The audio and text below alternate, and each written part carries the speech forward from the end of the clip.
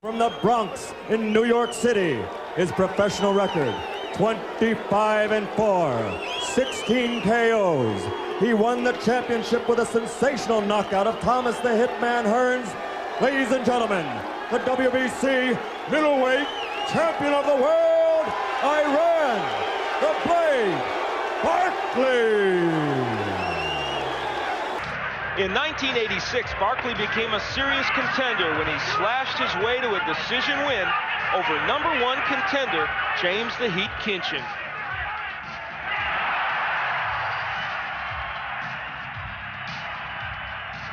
Barkley knocked out Michael Olajide and moved back into title contention.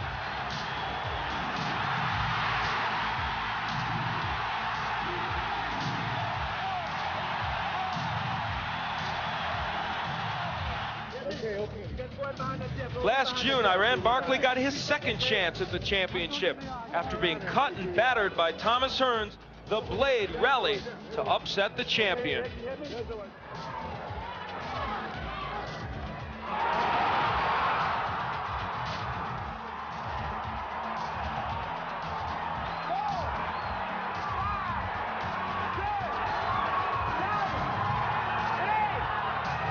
This dramatic turnaround proved Barkley not only had a champion's heart, he also had a champion's will to win.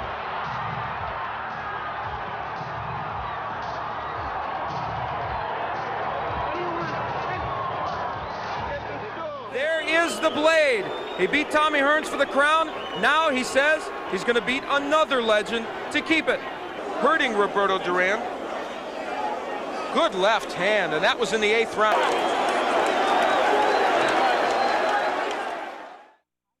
Greetings, everyone. Thank you for joining me on my new innovative broadcast, Your Voice, which my show deals with hip-hop, politics, spirituality, health awareness, and what you just saw, sports and boxing. Without any further delay, I would like to bring on my guests, Iran the Blade Barkley, the former, no, he is the champ. Without any further delay, thank you. And thank you for joining me on my broadcast. Thanks for having me. Thank you so much. Appreciate it. And I want to introduce Mr. B. You're a physical ed director. I am. And you're also a part of something that we're getting ready to talk about. Give us, our audience, a little synopsis of who you are. My name is Michael Bernard, and I'm in my 40th year as a physical education teacher. And my friendship goes back 30 years with the champ when he started coming to my school. A former Golden Glove champ, his name is Mike Trapani, brought him to my school to introduce boxing to my physical education students. Interesting. We fell in love with him right away. A lot of time, even 30 years ago, not all of my students knew who he was, but the parents and grandparents knew who he was. And the very first day that he came to visit our school, he stayed probably 3 hours straight just signing autographs. And that's what I do. I have 4 children, 2 grandchildren. My wife is a New York City reading teacher. And I've been involved with charity boxing organizations for probably about 30 years. Interesting. Iran, tell us a little bit about you. Well, me, I grew up in the South Bronx. Oh, we know that. I started boxing when I was like 14 years old. My sister got me into it. I didn't want to fight, but she made the fight come out of me. You know, she got tired of, I used to go get my sister to go fight everybody for me because she knew how to fight. So I said, okay. So she took me to the gym, and that's when it all led on. Wonderful. Well, now we're here working on a foundation called Friends of the Champs. We're going to bring Mr. B on so he can talk and give us a whole scenario on what's going on with this Friends of the Champ. Tell us, the viewers and myself and everyone in the studio, what's going on? What brings you here? Clyde, the champ and I, for probably the past 30 years, we've always been involved with some type of charity organizations to help the boxers who have lost hope and that are living sometimes in the streets or they're living in poverty. Because everybody knows, if you really know boxing, there's not really a retirement system, there's no medical insurance, and usually there's not a future after boxing unless you get lucky. So the champ and I, we've been involved with different organizations called the AAIB, Ring 8, and Ring 10. Those are all charity boxing organizations. The champ and I decided, let's start our own charity boxing organization. And this was maybe about a year ago. The champ approached me, and he calls me Mr. B, like my students. And he said, Mr. B, is there any way we can get friends together for the purpose of helping these poor, he called them poor souls out there that they left the boxing ring, they left the ropes, broken up, busted, with no hope. And that happens, believe it or not, Clyde, I would say probably 90% of boxers, when they leave the ring, they don't have a lot going for them. There are different people that are doing fine with that. So that's what we did. But I knew I couldn't do it by myself. I knew the champ couldn't do it by herself. We're not smart enough on everything that pertains to a charity organization. I know I'm not, and I know the champ isn't. So he asked me, get people that will help us. So I reached out to people. I reached out to former boxers. We reached out to attorneys. We reached out to the NYPD, the FDNY, everybody that can help us in different ways. One of the first things I reached out to was Stephen Coughlin and John Decolator. They're attorneys, local attorneys in the Throgs Neck area of the Bronx. Okay. Because I had no idea how to go about getting a 501c charity non-boxing organization to be incorporated. Had no idea whatsoever. And we knew that if we don't have a bank account, we can't help anybody. Now, is this for-profit or This is not-for-profit? Not-for-profit. Okay, continue. Not-for-profit. So we knew that the first thing we had to do is, one, we have to have a bank account. Yes. And there's nobody we can help. So we asked these attorneys, would they help us out? And I'm a big believer in asking for the price of zero, first of all, and then go from there. So the attorney said, absolutely, we'll do it at no charge to us. So everything was pro bono.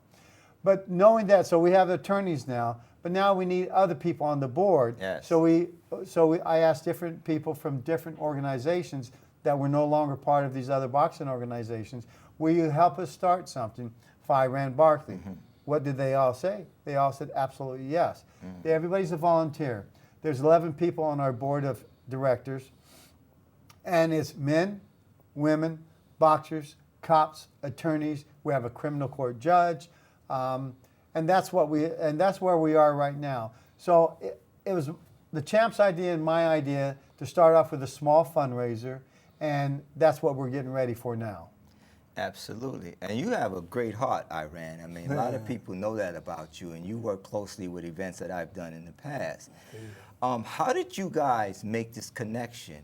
You know, do you care to talk about your story? You know, the hard times that you went through. Well, you know, it was like a couple of years ago. I fell on hard times, and I said, wow, you know, I couldn't get, you know, the things that I needed to get done. So I said, after all I did in boxing, I said, I'm the guy that falls down now, and I look around and there's nobody there, but it was somebody there. That's when Mr. B came, and he came back to me. He said, yo, champ, you know, you did a lot for boxing. You did a lot for people. You know, pick yourself up. Don't think about what happened and everything. Just come on and let's get it together. I said, yeah, but I don't got nowhere to go right now. You know, I said, everything is crumbling down. He said, nah, everything ain't crumbling down. You know, you come and live in my house. I said, wow. I said, okay, Mr. B, I'll come and live with you. He said, nah, you like family. My kids know you. You know everybody in the house. You don't have to worry about nothing. So he said, just take as long as you want. My house is your house. Don't worry about nothing. You know what I'm saying? And the first time that I did it in this house, it's funny though. You know, I stayed in this house, and the mailman came to the Listen to this story, Clyde. Go ahead. Tell them about this story. Oh my God. I said, okay, no problem. The mailman comes to the house, right? So I looked through the peephole, and Mr. B was upstairs in the room and stuff. So he said, who is it, Iran? I said, just a minute. Wait a minute, Mr. B. I'm going to see who it is. I looked through the peephole. I see it's the mailman. So I open up the door, Clyde. Bang. I open up the door, and the mailman goes, I shouldn't be laughing. I said, come on, cough it out. Say what you want to say. He was like, I said, who you want? I said, man, this guy looking at me, he said, well, just forget it. I'll go, you know. I said, come on. I said, come on in. Mr. B, how did that affect Now, you? Clyde, I got to tell you, Oh, man. I live in Interesting. the East Bronx, a lily white neighborhood, if I can say the truth, predominantly Irish, Italian, Catholic. And now we have this big monster living in my house. And when that mailman came, we till this day, we laugh and laugh and laugh.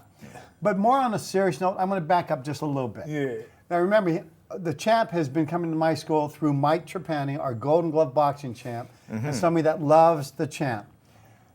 I met him that way. All of a sudden, he falls on hard times. He also is a very proud man, and his nephew Tyrone will tell you that. He didn't really want to reach out to his family like Tyrone and other people. So at one time, he found himself in the subway in that neighborhood by the Patterson houses. I get a call from a former student of mine who's an NYPD in the subway. He says, Champ, he says, Mr. B, I'm looking at the champ right now, and he's laying on a bench in the subway system. Now, come to find out, he really was homeless for a bit because he didn't want to reach out to his family. That's how he is. He's too proud for that. So we heard that, and as soon as the police officer called me, right away I called a few friends. One was a FDNY fireman. His name's John Morano, and he fought the hell at 9/11. But he was a boxing fan, but he wasn't all, his knees weren't wobbling over Iran Barkley, but he heard another human being needed help. So if you remember, Champ, John Morano and I picked him up. And he came out, and Clyde, I'll be honest with you, and I always tell the truth to the champ. He came out of that subway system, and he looked like hell. He needed some help. Interesting. He got in the car, and right away we went with a couple other friends, John Zervos and Mike Trapani, that Golden Glove champ. John Zervos is a retired NYPD. And we all went to a place called Crosstown Diner. First of all, we all ate together.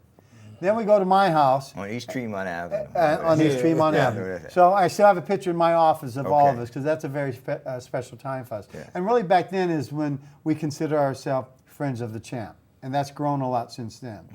So I like to call a spade a spade. That's how it was. He was in a bad place. I knew that I could help him in different ways. So all of us together got him. And in his words, we saved him in a lot of ways. So he comes to my house. The first thing my wife does, because he didn't have all of his clothes with him, she went to J.C. Penney's and bought him some new clothes. Did he like that? No. He was in he's a proud champion, but he knew that he needed help. And because we love him, we could care less that he was a world champ at the time. He was a friend that needed help. So from that, my wife said, well, you have to let him stay here. He's your friend. Now, at the time, I had 4 children, and they all called him Uncle Iran. And he stayed at my house for nearly 3 months. We have a basement apartment. And every night, he would want to stay in the basement apartment, eat his dinner. My wife, the loving Italian woman from Brooklyn that I love to death, been married over 30 years, would always say, Champ, what are you doing down there? He said, that's okay, Mrs. B. Called her Mrs. B. Calls me Mr. B. And she would always say, no, you get your ass upstairs, you're eating dinner with us up here, and you're going to watch game shows with me. I need somebody to watch game shows with me. You remember, Champ? So we're family now. But, Clyde, we also know that we can't, take care of the further needs of the champ. So we got an organization through John Morano called the Bronx Works. It's a place that will help you out, and Tyrone, his nephew, probably remembers this. And he was actually in, for almost a year, a homeless shelter. And I want to be honest about it. And it wasn't easy. I don't think I could have survived. They said, champ, you got to keep your nose clean, and then in a year, we'll help you get your own apartment. Well, that's what they did. He'd put his head down, he'd go in there, he'd sleep, probably most of the day he'd be out. So after a year, Bronx Works, it's called Bronx Works, a New York City charity organization, got him his first apartment since his heyday. And that's where we all began. Wonderful. You know what? I'm learning. I'm sitting here with chills going through me because that takes a lot of courage for you to come forth and say that you were homeless. I mean, that's a testimony in itself. To be able to have our viewers listen and view you saying this is so key, because we oftentimes have this built-up wall or this facade or pride, but we really need help. And you are opening up the doors for pride to come down and ego to come down and come forward with what's in your heart. And this helps motivate me. So I'm very excited to hear your testimony. And you know what? As this show, the first shall finish last and the last shall finish first. You are now opening up a gate to where now great things are going to start happening for you because of this thing. Sometimes we don't know where we're going to end up, why we got to go through things. God sends us through all kind of things for different reasons. He only knows. But look where we're at now. Talk to us more about this organization, Mr. B. Friends of the Champ, made up of entirely volunteers. We have people coming from Long Island, New York City, Manhattan, Brooklyn, the Bronx. But our furthest member comes all the way from North Carolina. That's Tyrone Barkley, his nephew. Yes, Now, well, we talking to Tyrone also wants him to succeed, because our ultimate goal is for this man to have a better life tomorrow than he has today. So, because he still is somebody that needs assistance, yes, because he's not rich. Yes. He goes all over, and most world champions, they still make their living by autograph signings and appearance fees. So that's what he's doing. He's married to a wonderful woman. Her name is Pamela Barkley. She's a nurse's aide at Sloan Kettering. Works her ass off, and he works his ass off when he has these different events too. So that's what they're doing. But what the champ wants, he wants us to raise funds to help those boxers that are in need. Just for one example, there's a 1984 Olympic super heavyweight gold medal champion named Tyrone Biggs, right? And he fought Mike Tyson. He's a gold medal champion living in a Philly homeless shelter. That's just one example that the champ talked to me about. So we know that for one, Clyde, we have to raise money. But also, we don't want to change the whole world of boxing. We don't have that. That's too big for us. We don't want to change the whole business of boxing. And I know those organizations out there that want to have a 401k plan, a 401b plan for boxers. I think that's great. Yes. But the champ and I, we want to start small. How about helping maybe 1 or 2 boxers? Let's start with a small fundraiser. And Clyde, I want to talk to you about our organization, but the people that matter right now are the people that are helping us. Right. There's a hotel level in White Plains called Cambria Hotel. They were sponsors of some of my charity events at my school, Villa Maria Academy. They approached me and they said, listen, we love the story of Iran Barkley. They read a story in 2010 in the New York Post about Bronx boxing champion, his tumble from glory to the gutter. If your viewers get a chance, they can look up the New York Post article from 2010. Most certainly will. One example, the Cambria Hotel said, listen, why don't you have your first fundraiser at our hotel? It's a beautiful, small hotel. Kristen Alma is the director of sales and her entire team. They approached me and they said, Mr. B, they called me Mr. B too. Mr. B, how about letting us host this first fundraiser on February 16th now? That, of course, we set that up. And there's a catch, though. The catch is we're not going to charge you. Interesting. You charge Wonderful. your fans, your support staff, $100 a ticket, and our normal fee for brunch is say $50 or $60. Well, you don't have to pay us anything, so you're going to make 100% profit. But better yet, anybody that comes, like Larry Holmes or Jerry Cooner or former NYPD Commissioner James O'Neill, if they come, we'll put them up in a suite. We want to put the champ up in a suite, and Mrs. Barkley. So that just, that was like a snowball effect. Now, the people that are doing our journal, Clyde, journal costs money. The person putting together is the IT person. The printing costs money. Now you have to put it in a book. They decided that there's a catch with them too. They're not going to charge anything. It's not because of my pretty face. It's because of who this man is. Well, what about some of your elected officials? Did you ever reach out to any of them? You know what? And I think that's a great question. We never did. One of his good friends is Ruben Diaz Jr. He was a former parent of mine. I taught his son. And I didn't even think about that. In fact, the first type of social media that we even thought of is through a friend of mine. His name is Johnny Lopez. He's one of my parents at the school. Oh, Johnny! Oh, he's right. He's my supervisor. Right, and Johnny is the one. Who, hey, wonderful. Johnny, thank you, Johnny. Johnny. The champ thank and you, I Johnny. say thank you. Yeah. But again, Johnny's sole purpose is for Friends of the Champ, and everybody that's there. There's a criminal court judge, Efren Alvarado. He came to the meeting. He stood up and he said, "I want to make this clear to everybody. I'm here because of that man. Everybody that comes is a volunteer." And that's what Friends of the Champ is. I invited Jerry Cooney as an honoree. Through Randy Gordon, the former boxing commissioner, invited Larry Holmes. And Jerry also invited Larry Holmes to come as one of our honorees on February 16th. I personally invited our good friend, James P. O'Neill, who is the NYPD police commissioner. Now he's vice president, I believe, of Visa worldwide. So are these honorees going to be participating at this event that's coming up on February 16th? Yes. Yeah. And will they also be a part of this organization?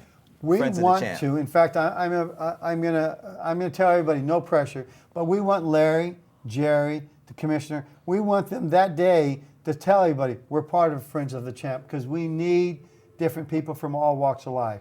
There's a 1969 World Series champion that's going to be there that we're going to ask him to be a member too. His name's Art Shamsky, and he was a starting outfielder for the 1969 World Series champion. Art Shamsky is going to be there. Now that is, of course, going back quite a few years, but I think it's important to get people from all walks of life, not just boxers.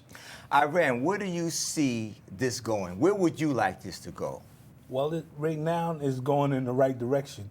I mean, we sold out. It's more and more people coming, and it's making me feel great, to know that I got that many people to come on my behalf and stuff. And I think it's a great thing. A lot of people love you, man. It's just gonna, they do. You gotta realize this is a blessing. I showed a lot of love in the Yes, you past, did. and I said, you know something? I said, I'm only getting back what God is showing me that I was doing for others in the past. You know what I'm saying? Do you mind sharing with our viewers how money was mismanaged? You don't have to be in great detail, but was it poor management? Did you go to your community and just throw out millions of dollars to everybody, and everybody just grabbed, and you just was not thinking about yourself, and you just helped everybody else, and now you were left? It was a thing where my promoter, Bob Arum was really, giving this money and wasn't giving me enough of it, but he gave me look good money. He gave me $500,000 here, $500,000 there. In the meantime, when he was giving Tommy Hearns and them $10 million, $20 million, $30 million, these guys was fighting each other for $30 and $40 million. Ray Leonard and Tommy Hearns, they'll fight each other, but none of them wouldn't fight me. But I take my hat off to Tommy. He did decided to fight me twice. I knocked him out the first time. I practically killed him the first time, but the second time I beat him up because everybody was saying lucky punch. The press was saying lucky punch and this and that. And I said, there ain't no luck in boxing. I said, either you got the talent or you don't got it. So I boxed him for 12 rounds, which people didn't think I could do.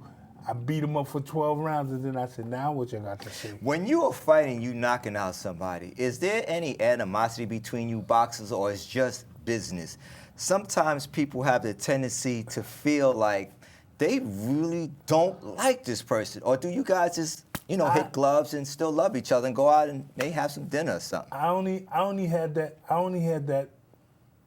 thought for a couple of fighters that I fought, that I knew that was in the fight game, that I said, you know something, this guy disrespected me. He said what he was gonna do and how he was gonna do it, but that's okay, because I said, now when he get in the ring, I'm gonna punish him. I said, he ain't got nowhere to run. He could do all that stuff that he said he wanted to do, and he ain't gonna be able to do it. Now, I'm not a sports or boxing fanatic, so excuse me if I ask maybe immature questions. I ask questions that maybe some of the audience might want to know. Are any of these fights ever staged? No, none is never staged. It's all real, and like, yo, you gotta, you know, you gonna get your butt whipped, or you gonna whip somebody's butt. You know what I'm saying? Preparing for a fight, do you ever get nervous? Like, you know, after talking, like, I'm gonna knock you out, I'm gonna do this, but when those final seconds come down, when you gotta step into that rope and face your opponent, does any kind of fear go through your heart? It's always fear through your heart. You know what I'm saying? And if anybody tell you that it wasn't, they lying. You know what I'm saying? Because it was always fear in my heart. It was fear that what I was gonna do to him and possibly hurt him. Once I knew that I could punch the way I punch, I said, wow, you know, I just don't want, you know, but I thank God that, you know, I was able to do my job the way I could do it. Interesting. I just wanted to add something. Sure. When you eventually interview his nephew Tyrone, yes, he was there in the ring on that night when he knocked out Tommy Hearns the first time. Probably he was there for the second time. So he was inside the inner workings of that as far as the finances. I'm sure he can give you your opinion or his opinion on how that all worked out too. But he was also a generous person too, and I think Tyrone will talk to you more about how he used to put circus parties on and different things like that. But one thing I want to add, he always tells me about his mom, Georgia. Correct me if I'm wrong, and Tyrone's over there too. They'll correct me. Georgia always, and he told me this many years ago, that his mother always told him that God has a plan for everybody, even if you don't always see it. And one of the things he said the other night when we were out dinner, he said, you know, Mr. B, on February 16th, I think that's one of my mother's plans, that she thought that she had a premonition of, that we could do good things for people that were in need. I just want to make that point because I think he's a God-fearing man, but he's a very lovable person. He's like a big teddy bear. Everybody loves him to death. When my wife sees him and my kids, everybody gives him a hug. But that's where he's different from a lot of the other boxers. And I just wanted you to know that even at my school, Villa Maria Academy, the parents love him, the kids love him. The police commissioner invited Jerry Cooney and the champ and myself to his office. It was like going to Fort Knox when Commissioner O'Neill was in duty. We had to go through machine guns. We had to go through all these things. And the first thing the commissioner does was he gives him a replica 5-star shield for him. I know you don't have it on. Where's you your right belt now. at? At home, Yeah. And did you bring the belt? The belt is not. Yeah. The belt is home too. Okay.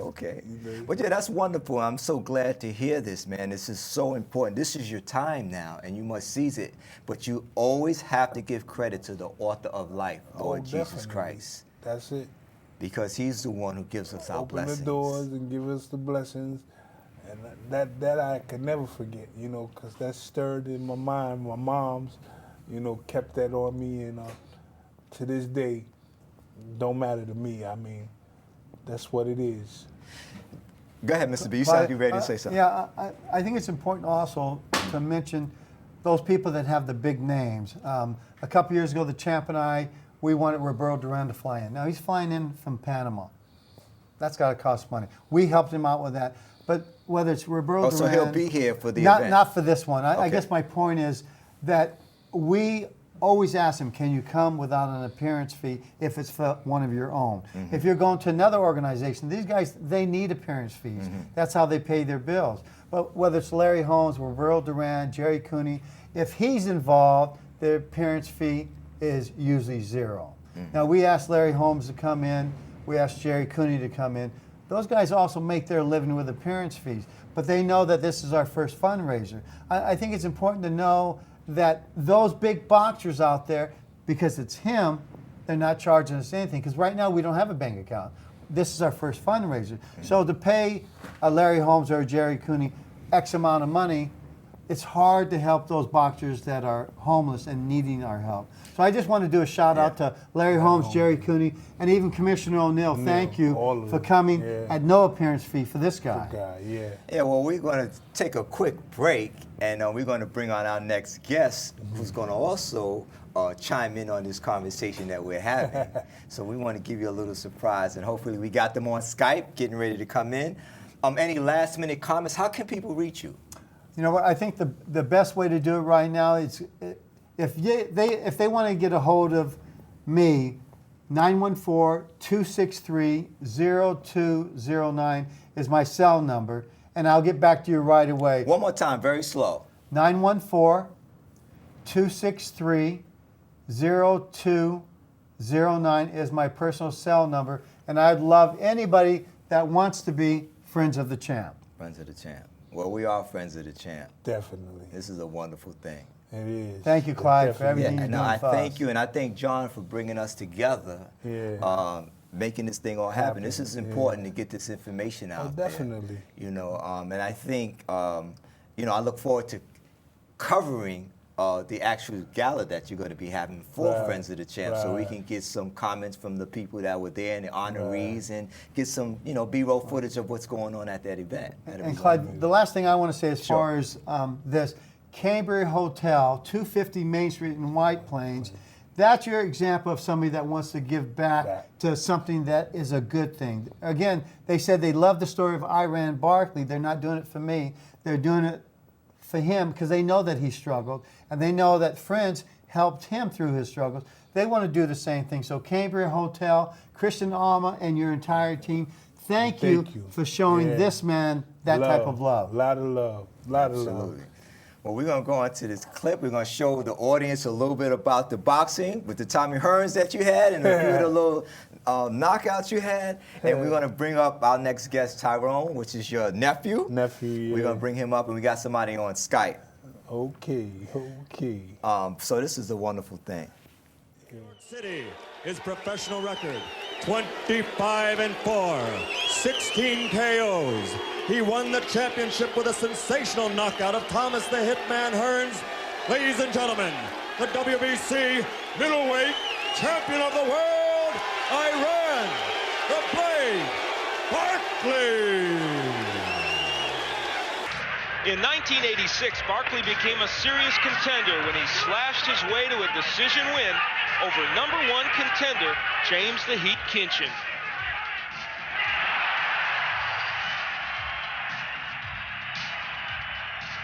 Barkley knocked out Michael Olajide and moved back into title contention.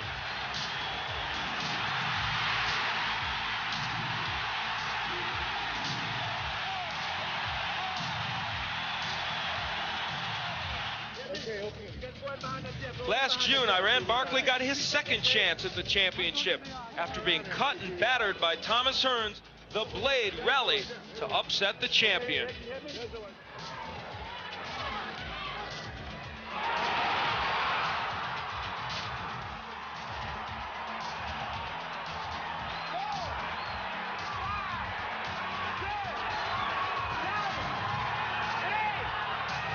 This dramatic turnaround proved Barkley not only had a champion's heart, he also had a champion's will to win.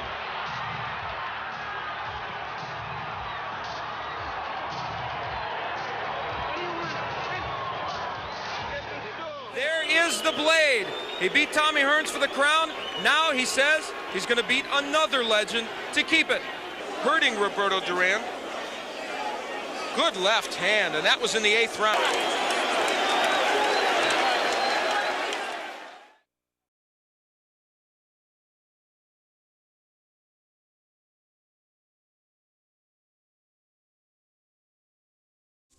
Greetings, thank you for joining me on my broadcast. Without any further delay, I want to bring on Nephew Tyrone, not from the Steve Harvey Morning Show, but Nephew Tyrone. How you doing, my beloved? Thank you for joining me on the broadcast. So listen, we was talking about Iran. We just had Mr. B on set talking about this wonderful gala that's getting ready to happen coming up on, what, February 16th?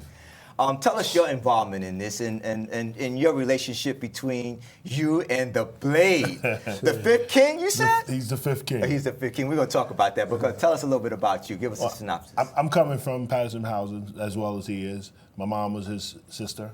1987, my mother was talking to me about traveling with him. I really didn't like the idea because I didn't know nothing about boxing. And he was turning pro. So 1988, end of 87, going into 88, after the James the Heat Kitchen fight, we got together. He sat me down in a limousine, beat me up a little bit. No, I'm only joking. But he kind of told me. He kind of told me, what his plans was for me and with him, and how we was going to move forward in the boxing industry, and what I need to do to learn what I can in the boxing industry. So from that day on, we've been together ever since. There's no separation. His hard times and my hard times. We both lived through some hard times. Unfortunately, we were both young in a business that was really bigger than we can ever imagine. So unfortunately, we made some terrible mistakes along the way. So it's not so much who made mistakes. We all made mistakes. It's just that we didn't know what we know now than what we didn't know before. If you had a chance to do it all over again, what would you do different and why?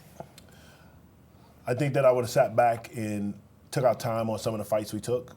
I think that we would have negotiated better deals than the deals that we negotiated, due to the fact that what I know now, I would have never took a lot of fights. Not to throw one fight on the bus or not, it's just, it wasn't beneficial for Iran Barkley. It was beneficial for others. Do you think if you didn't take those fights, he would have never had any fights? No, I think that he still would have been a world champion, because you can't take that from him, because he did the job, not us. He got in the ring and knocked out Tommy.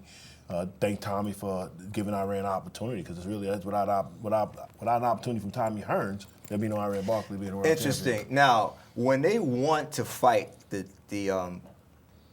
next upcoming heavyweight champion, do they speak to the boxer themselves, or do they speak to their promoter, let's say, such as a Don King or something like that? Well, each weight division, Iran was a middleweight at the time. Okay. So Iran was fighting under the Top Rank Boxing Association. Okay. As well as Tommy Hearns, as well as Ray Leonard, as well as Roberto Duran, as well as Oscar De La Hoya and Marvin Hagler. So all those folks is under one umbrella. Iran Barkley, just so we make the record clear, was a journeyman fighter. He wasn't listed as a world champion in the Top Rank Boxing Association. He was a journeyman fighter. He was a fighter that was a hard-hitting fighter that can put some strain on people to make them understand that you're going to either be the great or you're going to be beat. But James E. Kitchen didn't expect Iran Barkley to beat him, so that changed the dynamics of Iran Barkley's career. Because James E. Kitchen was #1 in the rankings to fight Tommy Hearns next, after Iran Barkley. So, where did this fifth king come in? Well, you sat down and you watched Roberto Duran, Ray Leonard, Tommy Hearns, Marvin Hagler. Those four fighters were traditionally fighting each other because that was where the money was. There was the most exciting fights. That was what was going on. That's what Bob Arum designed to work for Top Rank. I mean, unfortunately, Iran wasn't part of the design. He just happened to change the dynamics of the design. So at that time, what I think happened was Tommy took the fight understanding that he could beat Iran. It wasn't a doubt in Tommy's mind that he could beat Iran Barkley. It was a matter of how long it was going to take to beat him. But not realizing that Iran Barkley had another little ticking in mind too. Tommy Hearns never getting out of the ring, standing on his feet. Now, how many times, Iran, I'm going to come to you, how many times did you beat Tommy Hearns? Twice. Interesting. Now, the first time, was it by decision, by KO? What happened? Tell us a little bit about that. The first fight was more like, it was supposed to be a stepping stone for me, and me being son to the slaughterhouse. Now, you was heavyweight at this time? No, middleweight. Oh, middleweight, okay. Middleweight. And, Emmanuel Stewart, God bless the dead, which was Tommy Hearns' manager and trainer, he was always afraid of me because he said, Iran, you's a dangerous guy. You just a guy that just don't give a darn. You'll fight anybody. I said, well, Emmanuel, if Tommy give me a shot, hey, we could do it. He said, I don't know about that. He said, I don't think I'm going to take that fight too much you know, because I know how dangerous you are. But Tommy was like, I could beat him. Now, you are from the Patterson Projects. My area, I'm not from Bronx Steel Project, that's my area. Now, you was a part of the Black Spades. We're going to talk about that. Let's talk about the Black Spades, man. We ain't going to let you off the hook. Where did this come in at? Well, I mean, you know, back in those days, I mean, in the 70s, 71, 72, it was a gang around the neighborhood. That friends that I knew, they was in it, and I never seen myself being a gang member. You know, these are guys that I hung out with. These was guys that watched over me while, you know, teaching the thing and protecting the projects. So I joined it, and then boom, one of my mans, you know, who was Bo, he, you know, got me in, and we was riding and, you know, doing the things in Central Park, Bronx Zoo, and all that stuff. This is important that you talk about this, You know. because one of my ideas was to bring a hip-hop museum here to the Bronx, and this is coming. But I always credit the Black Spades for starting this. I don't really call it a gang because they use it to protect the community. Yeah, that's right. That's what more than what I was doing with the Black Spades. I had got to my man Bo. I was like, Bo, we ain't no suckers. We ain't no punks. You know what I'm saying?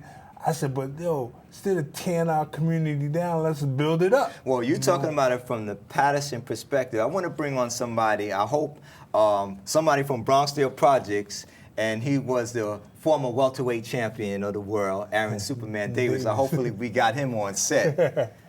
And we're going to talk about the foundation, and we're going to talk about the Black Spades, and we're going to talk about things that touch home, man. This is so important. I'm glad to have you guys on set, man. Normally, I'm the one who's always talking so much, but I'm sitting here just listening because a lot of thoughts is generating through my mind. Right. And this is a wonderful conversation, man. Definitely, I feel the definitely. energy in the room, and this is so important to me. They need to know. They need to know. People need to know. Do we have Aaron Davis on the line? Do we have him on?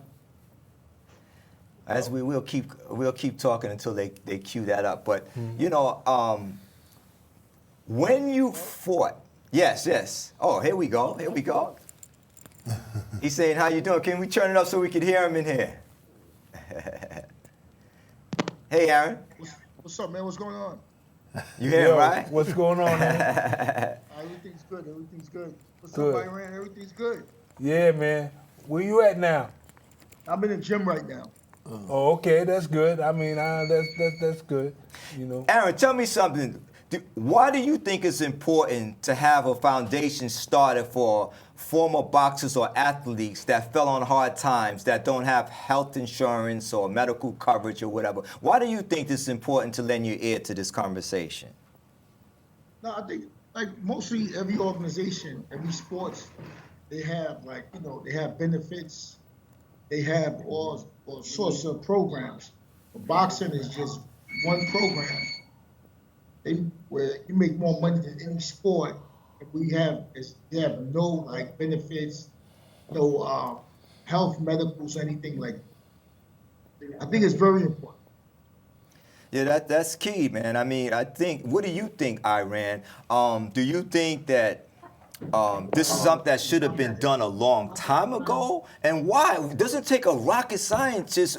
Shouldn't this have started from your manager? But no. Or was it your responsibility? No. What's the story? No, it was like, let me tell you something. This is why it's coming to come to do now. Years ago, back in the 70s, I met a man, you know, through Don King. Through Don King, I watched this man come up in the ranks with him, Jose Suleiman Sr., right? And he was training his son how to be a boxing promoter and management and blah, blah, blah. And about 10 years ago, I told him, I said, look, Jose, why don't we have a pension for fighters? He said, He wrote it down. I thought, you know, he wasn't gonna pay attention. So I went to him again, and he came and he said, Iran, I got a pension now. He said, I'm gonna do the pension like this. We probably won't give you all the money, But what we'll do, we'll pay all your bills and take some pressure off of y'all and do it this way. You know what I'm saying? To help a couple of fighters. Yeah, this is important. Aaron, you hear what Iran was just mentioning, right? Yeah. What is your take on that? Well, the only thing about having a pension for a fighter is going to be so hard is that. What about the fighters the opponent fighters who really they not making no money? Like, what are they going to do? I think that if you have top 10 fighters, top 15 fighters, they should set like a pension, because I mean you got a lot of fighters that really can't fight. You got people consider them as opponents. Like, how are they going to get their pensions when they don't have any money toward they 4-round fighters and stuff like that? That's the only thing I see. And I understand, like, it's not like football. They play and 10 or 15 years. They able to take big lump sum of money out of each year that they get, put it towards the pension. They have 401ks. They flip it over. They take the money. They invest them like you do with 401ks, like you do with pensions. When the fighter first come up, he's not making that money. It's not like time you don't fight for a year. So it's like, how is he put money into that pension? Like regular, you know what I'm saying? If they did with me and Iran, we made money. It would be a different story if we did like that. So I guess they was trying to figure out, like, how could they put with fighters, because you can't just be biased. Some fighters, it's got to be every fighter. You got a guy who's 15, or I mean, I'm just using an example. I know fighters in 26, 5 and 24, and how could you put them pension losing every fight? You're not making money. Aaron, hold on. Go ahead. I'm sorry. Aaron, I feel this way. Like I told Suleiman, I said these 4-round fighters ain't gonna be a part of it. Is a thing that is built for them to come. You know what I'm saying? But if we take a certain amount, if they was to take even like $200 out of their pay or $100 or something and put it away, and then Suleiman and them add on maybe $50 or $100 or $200 to it, it could be done. Aaron, there is a way to do it. The problem is boxing has never really wanted to do it. Just be honest with ourselves, interesting. man. Let's keep it 100 with the promoters, from the fighters to the promoters. Y'all guys was a meal ticket. You fight, you win, you make me some money, you get on about your business to the next fight. Unfortunately, once you sign to a promoter, and once you're assigned to a promoter, what I think should really take place is that they should look at the longevity of the fighter that they're signing and build and buy into that. Like, you became a world champion, you made them so much money, but let me tell you what the end of the results is, Aaron. They're still making money, you're not. You know what I'm saying? That's not a fair synopsis of the game. The fair synopsis of the game should be Aaron Davis should be getting the pension from that promoter that he signed to, that protected him for the 10 years or 6 years you fought for. So I think that a fighter should, after 2 years in boxing, whoever he signs to as a promoter, the promoter should take over from that point to match, not the WBC, but the promoter, because that's who's making the money off you. Now, if you switch promoters, your pension should transfer from one promoter to another, just like the NFL. So it shouldn't be that big of a deal. So if you switch from Bob Arum to Don King, Don King picks up where Bob Arum left off. So it should be an easy transition. But unfortunately, none of them really wanted to do it in boxing, because guess what? It's not their problem if you go broke. It's not their problem if you don't have any money. It's not their problem if your manager made a bad deal for you in boxing. That's not their problem. Their problem is, will you take the fight? Will you fight? Great. After the fight, you're forgotten. You're not remembered. I promise you, no promoter's going to remember each and every fighter. And the reason why they don't remember them is not because of money. It's because they're no longer making them any money. Interesting. Yeah. Now you're right. You see, I think that, like, I spoke to a lot of fighters and people. I think that it should be set up something like I think the best thing to do is to set it up somewhat like a 401k. You put in, they put in. That's where it should be. You taking some of your money, so you protecting yourself. You put in a little bit, they match it. You put in 200,000, they match 200,000. What's the difference? It doesn't make a difference because at the end of the day, Aaron, you know and I know who makes the most money at the end of the day. It ain't the fighter. You know, Floyd Mayweather's the unnorm, bro. He's not the norm. Because, you know, Floyd Mayweather just did something that we couldn't do. And I say we because as boxing, Iran couldn't be a promoter and a manager and all that back in the 80s. You know, they had caps of what you couldn't do. Did any organization other than what you guys, Friends of the Champs, doing, anybody else ever attempt to do what you're doing now? No. As far as Friends of the Champ? Yeah, I'm talking about as far as trying to get you pension, health coverage. I'm trying to... That's never been really, it's been talked about, it's been moved around. Tim Witherspoon is yelling it left and right about how he wanted to get a pension for the fighters. I'm going to give him his just due because he does it every fight. Every show he signs autographs, he mentioned it. I kudos him for one reason. If someone's not talking about it, no one's doing anything about it. This is important. I thank you guys for actually coming on the show to talk about this because this could be the first pillar where things is actually going to transition into action as opposed to lip service. It should. I mean, because they make so much money off of us, and not that we don't make money and stuff like that. Some fighters dismanage money, you know what I'm saying? Because they never had money before. You know what I'm saying? So we take it for what it's worth. We mismanaged money because we didn't know what it was. We did what we did. You know what I'm saying? About that. We did what we did. You coming from nothing, man, and you get past $1 million. What you think you're gonna do? But you're I gonna do all things understand. you wouldn't want to do. This is important to learn. This is what they should instill in you. It's just like in the music industry. They took artists and developed in a way how to teach these artists how to carry themselves and how to articulate in front of the cameras. And knowing the importance of showing up and being responsible and being on time.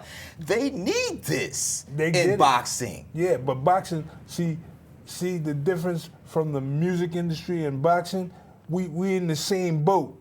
But the only thing, in the music industry, you know, they could do something like that. In the boxing world, we gotta fight these guys like Don and Bob Arum to open up their pockets to do it for us. By doing this and talking out loud on the forefront, could this hinder your event that you guys are trying to do, Friends of the Champ? When people get a wind of this, because millions of people, thousands of people is going to hear this broadcast. Would that hinder them, or is this the beginning where you got to put on your boxing gloves and you got to fight for something? This is the beginning to fight for that. I think change is inevitable in life, man. You know, we have change in life. We have to change the idea of what Aaron Davis, Barkley has to go through, or any other fighter after them, man, because this ain't over. There's other fighters out there in the world. Let's not talk about these guys. Let's talk about the fighters that are still fighting today. You know, what are you doing different for them? Right. You know, because Aaron Davis, he ran his horse. I ran and rode his horse. But the guy that's riding right now, what's in it for him? Yeah, Aaron, any last minute comments you want to say? We got about 5 minutes. Are you training? What are you doing? I'm training fighters and stuff like that. I got a couple of pros. The pros that I train, I told them, once they start fighting 10 rounds, they have to put away. A manager fight. I even did an agreement in his contract that 25% of his money, every fight he got, has to put it away. I could do equity front. He has to leave it, but he can't touch it. No matter what. That's good. That's good. Until you get at least 45 years old. Aaron, we're running short on time. You coming in strong. I love what you're saying. Yeah. Any contact? How can the viewers reach you if people want to get in contact with you? Well, they can reach me on my email, AaronDavisBox, the number 67@gmail.com. Tell them where your gym is located. 644 Morris Park Avenue, New York, 10460. And I'm just letting you know I'm coming to see you before I go back to Charlotte, big boy. All right, come see me. I haven't seen you since you was at the car dealer. Exactly. I got somebody who wants to spar with you. His name is Mr. B. He's in the studio. Is he there? Yeah, he's here. Mr. B, oh, yeah, I see the girl. How you doing, Mr. B? He hears you. He says good. He's doing good. He's off mic now, but he's doing good. I taught his son, Aaron Jr., by the way. He taught your son, Aaron Jr. Yeah. My son went to his school. Yeah, I took him.